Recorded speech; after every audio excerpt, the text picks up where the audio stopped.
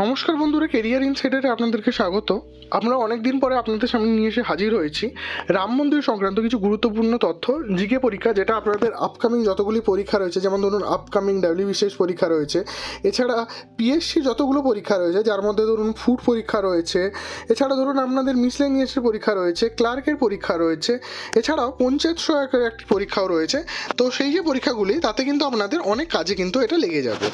এই রাম মন্দির সংক্রান্ত এই পিডিএফের মধ্যে আপনারা সমস্ত রকমের কিন্তু তথ্য পেয়ে যাবেন। তো আমরা আমাদের আজকের ভিডিওটি শুরু করছি। ইম্পর্টেন্ট ফ্যাক্টস ফর রাম মন্দির। রাম মন্দির সংক্রান্ত আমাদের প্রথম তথ্য আমরা দেখে নেব। রাম মন্দির সংক্রান্ত প্রথম তথ্যটি হলো, প্রধানমন্ত্রী নরেন্দ্র মোদী 5ই আগস্ট 2020 সালে রাম মন্দিরের ভিত্তিপ্রস্তর স্থাপন করেছিলেন। অর্থাৎ আপনাদেরকে যদি কোশ্চেন আসে যে কবে রাম মন্দিরের ভিত্তিপ্রস্তর স্থাপন করা হয়েছিল, সেটা কিন্তু অ্যান্সার হয়ে যাবে 5ই আগস্ট 2020 সালে। তার আগে একটা ছোট জিনিস আমাদের একটা বলে রাখি, যেটা হচ্ছে রাম মন্দির যদি কোন স্টেটে অবস্থিত বলে, সেটা কিন্তু আপনারা সবাই জানেন আশা করি। সেটার অ্যান্সার কিন্তু হয়ে যাবে ইউপি। অযোধ্যা, এই শহরটি হলো অযোধ্যা শহর। অযোধ্যার কিন্তু আগের যেটা নাম ছিল সেটা হচ্ছে ফৈজাবাদ। ফৈজাবাদ আমরা বাংলাতে বলি, বাট ইংলিশে যদি বলি সেটা হয়ে যাবে কিন্তু ফৈজাবাদ। হিন্দিতে তারা বলে ফৈজাবাদ বা ফৈজাবাদ। এটি কিন্তু অযোধ্যা, এর এখনকার নাম হচ্ছে অযোধ্যা। অযোধ্যা সরজু নদীর তীরে অবস্থিত। অযোধ্যা যদি বলে কোন নদীর তীরে অবস্থিত, তাহলে কিন্তু হয়ে যাবে সরজু নদীর তীরে অবস্থিত। তাহলে ইউপি স্টেট, ফৈজাবাদ ছিল আগের নাম, এবং নদীটা হচ্ছে সরজু নদী। আমাদের সেকেন্ড পয়েন্ট হচ্ছে, এটি হিন্দুদের জন্য একটি গুরুত্বপূর্ণ তীর্থস্থান হিসেবে বিবেচিত করা হয়। অযোধ্যাকে ভগবান রামের জন্মস্থান হিসেবে এটি বিবেচনা করা হয়ে থাকে। সেই কারণেই কিন্তু এই যে বলি, এর আগে কিন্তু এখানে আপনারা জানেন সবাই যে এখানে আগে বাবরি মসজিদ ছিল। বাবরি মসজিদকে বাবরি মসজিদকে ডিমোলিস্ট করেই অযোধ্যা মন্দির তৈরি করা হয়েছে। এবং তারও আগে এখানে কিন্তু অযোধ্যার জন্মস্থান ছিল। অযোধ্যায় আমাদের ভগবান রামের জন্মস্থান হিসেবে এটিকে বিবেচিত করা হয়। তারই ভিত্তিতেই এখানে নাকি বাবরি মসজিদ তৈরি করেছিলেন। তারপরে বাবরি মসজিদকে ডিমোলিশ করে এখানে বর্তমানে সুপ্রিম কোর্ট রায় দিয়েছিলেন। ঐতিহাসিক যে রায়টি ছিল, সেই সুপ্রিম কোর্ট রায় দেওয়ার ভিত্তিতেই কিন্তু এটি তৈরি করা হয়েছে। সুপ্রিম কোর্ট অবশ্য হিন্দুদেরকেও জমি দিয়েছেন এবং কিন্তু মুসলিমদেরকেও জমি দিয়েছেন। এটা কিন্তু একতরফা বিচার করা হয়নি, সবাইকেই জমি করে দেওয়া হয়েছে। এবং কিছুদিনের মধ্যে কিন্তু ভারতবর্ষের সবথেকে বড় মসজিদ অযোধ্যাতেই কিন্তু তৈরি হতে চলেছে, যেটা 2025 সাল নাগাদ কিন্তু তৈরি হয়ে যাবে, যার মধ্যে কিন্তু একটি হসপিটালও থাকবে, এছাড়া আরও অনেক কিছু থাকা হবে। তো অযোধ্যাতে কিন্তু অযোধ্যার রাম মন্দিরও তৈরি হলো এবং কিছুদিনের মধ্যে অযোধ্যার মসজিদও তৈরি হতে চলেছে। এবারে আমরা চলে যাবো আমাদের তৃতীয় পয়েন্ট। রাম মন্দিরের এই বিখ্যাত মূর্তিটি কিন্তু কে তৈরি করেছেন? এটা কিন্তু খুবই important question, very important question চাকরি পরীক্ষার জন্য। ছোট ছোট অনেক পয়েন্টই হয়, বাট আমরা এখানে চেষ্টা করেছি যে মেন যেগুলো পরীক্ষাতে আসতে পারে সেইগুলোর ভিত্তিতে যেন কোশ্চেনটা আমরা পয়েন্টগুলো যেন বানাতে পারি। তো এটা কিন্তু মেন হয়ে যাবে অরুণ যোগীরাজ, যিনি কিন্তু কর্ণাটকের বাসিন্দা, এবং এটি কিন্তু 300 বছরের পুরনো শিলা দিয়ে কিন্তু তৈরি করা হয়েছে। অযোধ্যার যে রাম মন্দিরের যে মূর্তিটি রয়েছে, এটা কিন্তু অরুণ যোগীরাজ বানিয়েছেন। তো আপনাদেরকে আসতে পারে যে কে বানিয়েছেন, তো ইনি হচ্ছেন অরুণ যোগীরাজ। আপনারা এখানে দেখতেই পাচ্ছেন অরুণ যোগীরাজ, ইনি কিন্তু এই মূর্তিটি বানিয়েছেন, অযোধ্যার রাম মূর্তিটি। আচ্ছা, 2022 সালে অনুমান করা হয়েছিল, আমাদের চতুর্থ যেটা পয়েন্ট, যেখানে কত টাকা খরচা হবে। এখানে 1800 কোটি টাকা আনুমানিক খরচা হওয়ার কথা রয়েছে, যার মধ্যে কিন্তু পুরোটা কিন্তু ডোনেশন থেকে এসছে। এটা ডোনেশন থেকে করা হয়েছে, তার জন্য একটি ট্রাস্টও তৈরি করা হয়েছিল। সেই ট্রাস্টটি কিন্তু এই যে কী বলে, এই 1800 কোটি টাকা ব্যয় করছে। এছাড়াও তো আরও বিভিন্ন রকমের ব্যয় তো রয়েছেই মন্দিরের সাজসজ্জা এবং আরও অনেক কিছুর জন্য এখানে কিন্তু ব্যয় করা হচ্ছে এই রাম মন্দির। এটা কিন্তু তৎকালীন যে স্থপতি রয়েছেন, স্থপতি সম্পর্কে আমরা একটু পরেই আসছি, যে মন্দিরের আর্কিটেক্ট, তারপরেই কিন্তু ডিজাইনটি এটা প্ল্যান করা হয়েছিল। এরপরে চলে আসবো আমাদের পরের পয়েন্ট, যেটা ইম্পর্টেন্ট পয়েন্ট, রাম মন্দির নির্মাণের জন্য পঞ্চম পয়েন্ট। 2587টি অঞ্চল থেকে পবিত্র মাটি আনা হয়েছে, যার মধ্যে ঝাঁসি, বিথুরি, হলদিঘাটি রয়েছে। এছাড়া বলে রাখি, এখানে কিন্তু নেই, এটা শুধু কিন্তু 2587টা কিন্তু দেশ না, বিভিন্ন অন্যান্য কান্ট্রি থেকেও কিন্তু নিয়ে আসা হয়েছে, যেমন নেপাল থেকেও নিয়ে আসা হয়েছে।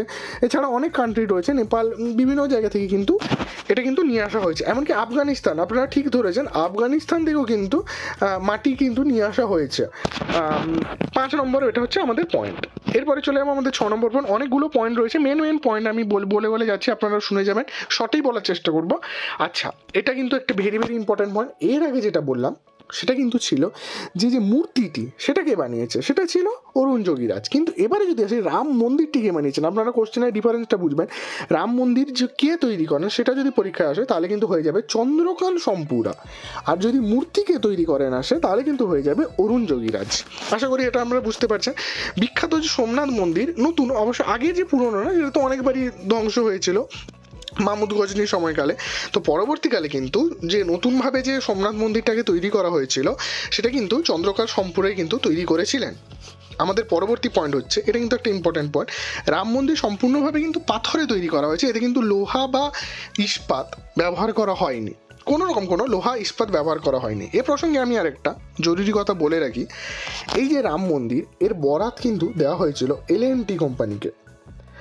L&T কোম্পানি আপনারা নাম শুনেছেন, ইন্ডিয়ার দুটো বিখ্যাত কোম্পানি রয়েছে, একটা হচ্ছে L&T কোম্পানি এবং আরেকটা হচ্ছে টাটা এবং L&T, এই দুটো কোম্পানি আমাদের ভারতের বেশিরভাগ যেসব জিনিস রয়েছে তারা কিন্তু এগুলোই তৈরি করে। তো এটা কিন্তু বানিয়েছে L&T। এই যে এখানে মন্দিরের আমরা বিভিন্ন চিত্র তুলে ধরেছি, প্রত্যেকটি পয়েন্টের সঙ্গে আমরা কিন্তু একটা মন্দিরের চিত্র ধরেছি। 8 নম্বর পয়েন্ট, অযোধ্যার রাম মন্দির একটি বিস্তৃত এলাকা নিয়ে তৈরি হয়েছে, মোট 2.7 একর জুড়ে। মন্দিরের পুরো এলাকাটি প্রায় 57,400 বর্গফুট এরিয়া, মন্দিরের যে পুরো এলাকাটা। এছাড়া যে পুরো এলাকাটা রয়েছে সেটা হচ্ছে 2.7 একর, 2.7 একর জায়গা জুড়ে মন্দিরের এই পুরো এলাকাটি রয়েছে। 9 নম্বর হচ্ছে মন্দিরের আকার বেশ লক্ষণীয়, এর মধ্যে মোট দৈর্ঘ্য হচ্ছে 360 ফুট, প্রস্থ হচ্ছে 235 ফুট, মন্দিরের উচ্চতা শিখর সহ প্রায় পৌঁছে গেছে 161 ফুট। এই যে মন্দিরের উচ্চতা তৈরি করা হচ্ছে এখানে, এটা যখন তৈরি হচ্ছিল সেই সময়ের এটা ফটো আমরা এখানে জুড়েছি, তখন তৈরি করা হচ্ছিল 161 ফুট উচ্চতার এই মন্দিরটি তৈরি করা হয়েছে। 10 নম্বর পয়েন্ট, আমি খুব তাড়াতাড়ি বলছি যাতে ভিডিওটা খুব তাড়াতাড়ি শেষ করতে পারি। মন্দিরের ভিত্তিগুলো অনেকগুলি কলাম দ্বারা তৈরি করা হয়েছে, নিচতলায় 160টি কলাম রয়েছে এবং প্রথম তলায় 132টি কলাম রয়েছে। এই যে বিভিন্ন কলামভাবে কিন্তু এই মন্দিরগুলি তৈরি করা হয়েছে। এখানে যে কলাম রয়েছে 160টি কলাম রয়েছে এবং প্রথম তলায় 132টি কলাম রয়েছে। পরের পয়েন্ট, রাম মন্দিরে মোট 3টি মেঝে নিয়ে মন্দিরের নকশা তৈরি করা হয়েছে এবং প্রত্যেকটি ফ্লোরের উচ্চতা হচ্ছে 20 ফুট একটা ফ্লোরের উচ্চতা। মূল মন্দিরের কাঠামোতে রয়েছে রাজস্থানের ভরতপুর জেলা থেকে আনা বানসি পাহাড়ের গোলাপি বেলে পাথর। এই যে মন্দিরটি তৈরি করা হয়েছে যে পাথর, এটা কিন্তু আনা হয়েছে রাজস্থান থেকে।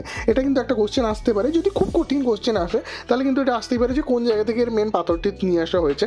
তো এটা হয়ে যাবে কিন্তু রাজস্থানের বানসি পাহাড়ের গোলাপি বেলে পাথর নিয়ে আসা হয়েছে। এছাড়া গ্রানাইট পাথর বিভিন্ন কলামগুলিতে ইউজ করা হয়েছে। এবং L&T কোম্পানি, এটা একটা L&T যে একটু আগে বললাম, L&T কোম্পানি একটা জিনিস বলেছে যে এটা 1000 বছরেরও বেশি সময় ধরে ভূমিকম্প বা যে কোনো ধরনের ন্যাচারাল ডিজাস্টার থেকে কিন্তু এই মন্দিরটি বেঁচে থাকতে পারে।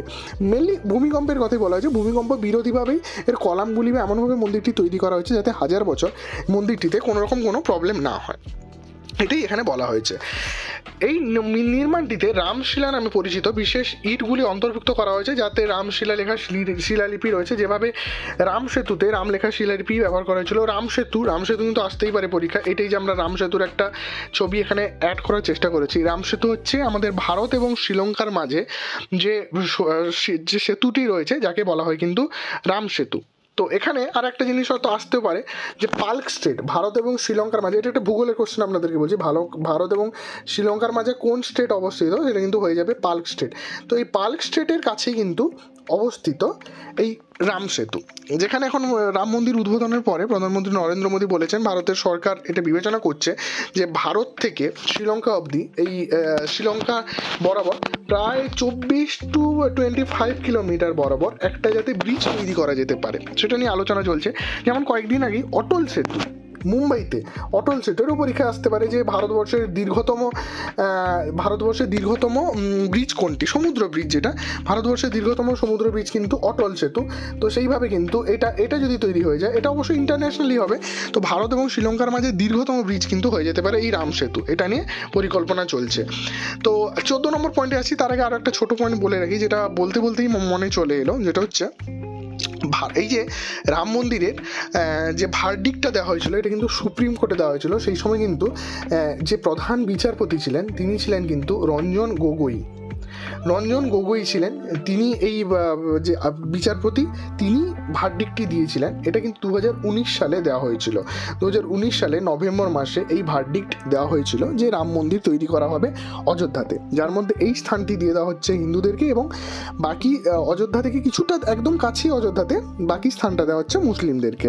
তো সেই ব্যাপারটা নিয়ে আমরা এখানে যাচ্ছি না, ব্যাপারটা এটা আমরা চাকরির পরীক্ষার ভিত্তিতেই পুরোপুরি এটা বলার চেষ্টা করছি। এখানে অন্য আমরা কোনো জাস্ট যে যা হয়েছে সেগুলোই আমরা বলার চেষ্টা করছি। তো এবারে আমাদের 14 নম্বর পয়েন্ট হচ্ছে শালগ্রাম শিলা। নেপালের গণ্ডকী নদীতে পাওয়া একটি পবিত্র জীবাশ্ম বলা হয় শালগ্রাম শিলা। সেই শালগ্রাম শিলাকে কিন্তু হিন্দু ধর্মে আমরা ভগবান বিষ্ণুর প্রতীক বলে বিবেচনা করি। এই শালগ্রাম শিলা কিন্তু এখানে ইউজ করা হয়েছে। এই যে আমরা একটা শালগ্রাম শিলার এখানে ছবি দিয়ে বোঝানোর চেষ্টা করেছি, শালগ্রাম শিলা কিন্তু এখানে ব্যবহার করা হয়েছে। তো এই ছিল আমাদের মেন অনেকগুলো যতগুলো পয়েন্ট রয়েছে আমরা যেগুলো চাকরি পরীক্ষাতে আসতে পারে। এছাড়া কিছু ইম্পর্টেন্ট ফ্যাক্টস আমরা রাম মন্দির সম্পর্কে এখানে বলার চেষ্টা করলাম। যতগুলো ইম্পর্টেন্ট পয়েন্ট রয়েছে সবগুলোই এখানে আমরা বললাম। এছাড়া আমরা যদি বলি আর একটা ছোট একটা পয়েন্ট আমি বলেই রাখি, যেটা হচ্ছে অযোধ্যায় কিছুদিন আগে প্রধানমন্ত্রী নরেন্দ্র মোদী অযোধ্যার নবনির্মিত স্টেশন, রেলওয়ে স্টেশন এবং অযোধ্যাতে কিন্তু এয়ারপোর্ট দুটোই উদ্বোধন করেছেন। তো অযোধ্যার এই নতুন এয়ারপোর্টটির নাম হলো Maharishi Valmiki international airport. Maharishi Valmiki airport এখানে হতে চলেছে, হয়ে গেছে অলরেডি। তো এখানে টার্মিনালের কাজ খুব তাড়াতাড়ি, আরও অনেক টার্মিনালের কাজ চলছে। এছাড়া যে অফিসিয়ালিভাবে যে প্লেন অপারেশন খুব তাড়াতাড়ি কিন্তু 3টে কোম্পানি রয়েছে, যেমন আকাশা এয়ার রয়েছে। এছাড়া স্পাইস জেট অলরেডি তাদের অপারেশন শুরু করতে চলেছে, স্পাইস জেট। এছাড়া আকাশা এয়ারও রয়েছে, এখানে কিন্তু তাড়াতাড়ি তাদের অপারেশন শুরু করবে মহারিষি বাল্মীকি এয়ারপোর্টে। তো এটা আসতে পারে যে অযোধ্যা এয়ারপোর্টে নাম কি রাখা হয়েছে, হয়ে যাবে মহারিষি বাল্মীকি এয়ারপোর্ট। তো এই ছিল সবগুলো পয়েন্ট, এয়ারপোর্ট সংক্রান্ত যা জিনিস আছে বললাম, এখানে যে হয়েছে সেটাও বললাম, মোটামুটি অযোধ্যা সরজু নদীর তীরে সেটাও বললাম। তো সব মিলিয়ে সমস্ত কিছু আশা করি বলার চেষ্টা করলাম। তাও যদি আপনাদের কোনো রকম কোনো ডাউট থাকে বা কোনো পয়েন্ট যদি আমরা মিস করে হয়তো যেতেও পারি আমরা, তো আপনারা কিন্তু অবশ্যই কমেন্ট সেকশনে জানাতে পারেন। আমরা কিন্তু সেটা অবশ্যই আমরা কমেন্টে রিপ্লাই সাথে আমরা দিয়ে দেবো যদি কোনো রকম কোনো পয়েন্ট আমরা মিস করে যাই। তো ভিডিওটি কেমন লাগলো অবশ্যই জানাবেন। 12 মিনিটের প্রায় ভিডিও হয়ে গেল। ভিডিওটি ভালো লেগে থাকলে লাইক অ্যান্ড সাবস্ক্রাইব করে নেবেন। আমরা কিন্তু সবসময় কারেন্ট অ্যাফেয়ার্স এবং বিভিন্ন ধরনের জিকে শর্টস আমাদের চ্যানেলে দিতে থাকি, কারণ এখন বড় ভিডিও খুব কম জনই শুনতে চায়, শর্টসের মাধ্যমে বেশিরভাগই সবাই জিনিসগুলো জানতে চায়। সেই কারণেই কিন্তু আমরা 1 মিনিটের মধ্যে, যাতে বেশি কারোর সময় নষ্ট না হয়, 1 মিনিটের মধ্যে শর্টসের মাধ্যমে আমরা বিভিন্ন ধরনের কারেন্ট অ্যাফেয়ার্স, জিকে ফ্যাক্টস, বিভিন্ন ধরনের চাকরির নিউজ সমস্ত কিছু আমরা 1 মিনিটের শর্টসের মধ্যে কিন্তু আমরা আমাদের চ্যানেলে দিয়ে দিই। তো আপনাদের বেশি সময়ও নষ্ট হবে না। এটা 12 মিনিটের ভিডিও হলো, বাট সেখানে আপনারা 1 মিনিটের মধ্যেই সমস্ত ইনফরমেশন পেয়ে যাবে। তার জন্য আপনারা অবশ্যই আমাদের চ্যানেলকে সাবস্ক্রাইব করে নিতে পারেন। তো এখানেই আজকের মতো রাখছি। Thank you so much.